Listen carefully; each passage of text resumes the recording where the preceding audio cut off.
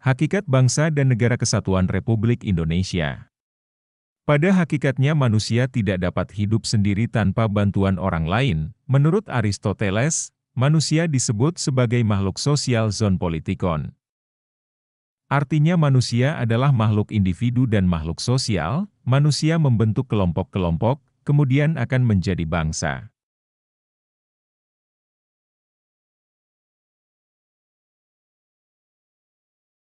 Pengertian bangsa.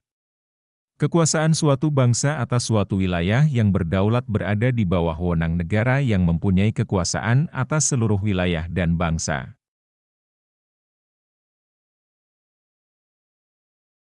Menurut Ernest Renan, bangsa adalah sekelompok manusia yang memiliki kehendak bersatu sehingga merasa dirinya adalah satu.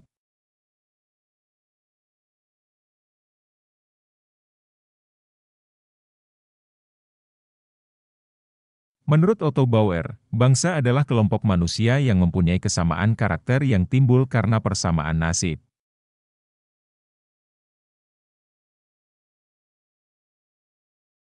Menurut Insinyur Soekarno, bangsa Indonesia adalah seluruh manusia yang menurut wilayahnya telah ditentukan untuk tinggal secara bersama di wilayah Nusantara dari Sabang hingga Maroke yang telah menjadi satu.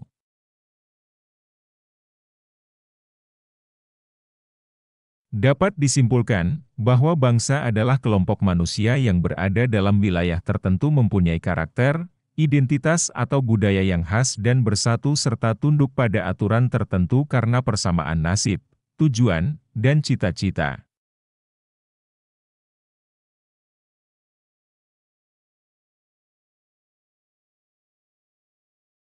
Unsur-unsur terbentuknya negara.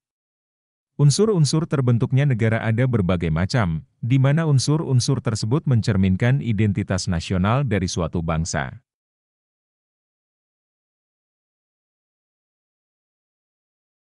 Kesatuan sejarah. Persamaan sejarah masa lampau mendorong suatu kelompok manusia tumbuh dan berkembang sebagai suatu bangsa.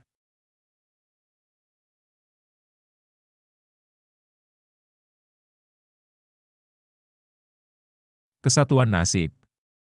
Memiliki nasib yang sama dalam proses sejarah kehidupannya, misalnya perjuangan untuk menciptakan suatu cita-cita bersama.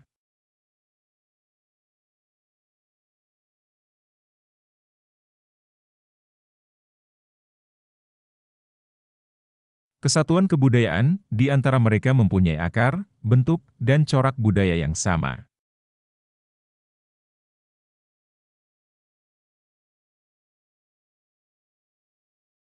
Kesatuan wilayah.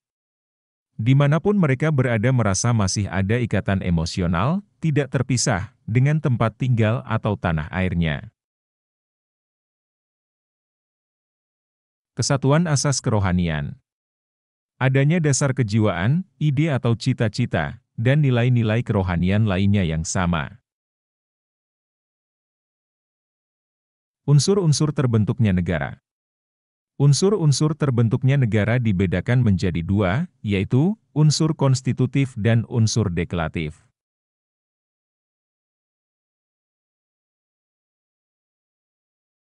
Unsur konstitutif merupakan unsur mutlak yang harus ada bagi terbentuknya negara, yaitu adanya rakyat.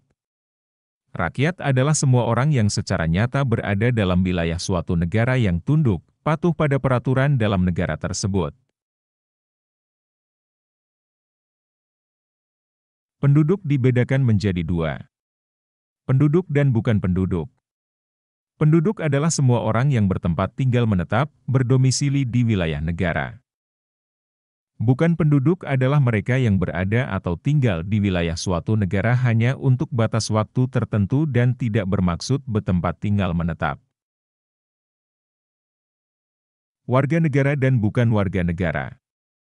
Warga negara ialah mereka yang secara hukum sebagai anggota negara dan mengakui bahwa pemerintah negara itu adalah pemerintahannya yang sah.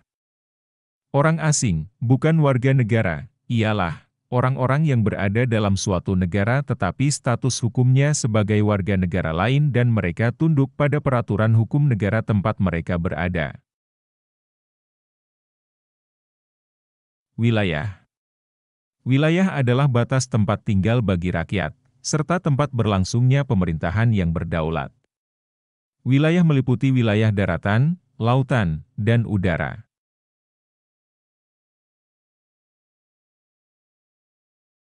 Pemerintah yang berdaulat. Pemerintah yang berdaulat mempunyai kekuasaan tertinggi yang dihormati dan ditaati oleh rakyatnya, serta dihormati oleh negara lain. Pemerintah yang berdaulat dibagi menjadi dua. Pemerintah dalam arti luas adalah gabungan dari lembaga-lembaga legislatif, eksekutif, yudikatif. Pemerintah sebagai gabungan badan kenegaraan yang kuasa memerintah dalam arti luas. Pemerintah dalam arti sempit meliputi lembaga eksekutif saja. Pemerintah yang berdaulat memiliki kedaulatan ke dalam dan kedaulatan keluar. Kedaulatan ke dalam adalah kekuasaan tertinggi dalam suatu negara dan pemerintahan harus ditaati oleh rakyat. Kedaulatan keluar adalah kekuasaan tertinggi suatu negara sebagai pemegang kedaulatan yang mampu mempertahankan kemerdekaan dari ancaman negara lain. Sifat kedaulatan sebagai berikut, permanen, artinya kedaulatan akan lenyap bersamaan dengan lenyapnya negara. Asli, artinya kedaulatan tidak dilahirkan dari kedaulatan lain. Bulat, artinya kedaulatan suatu negara tidak dapat dibagi-bagi. Mutlak artinya di dalam negara tidak ada kekuasaan lain yang lebih tinggi. Pengakuan dari negara lain. Pengakuan merupakan unsur pelengkap atau tambahan pernyataan demokrasi dari negara lain. Artinya, tanpa pengakuan pun keberadaan suatu negara asalkan memenuhi unsur konstitusi dianggap sah.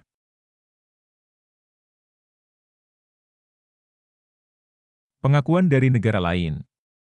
Pengakuan dari negara lain dibedakan menjadi dua, yaitu de facto, artinya pengakuan terhadap suatu negara atas dasar pelaksanaan yang nyata dari kekuasaan yang ada pada negara.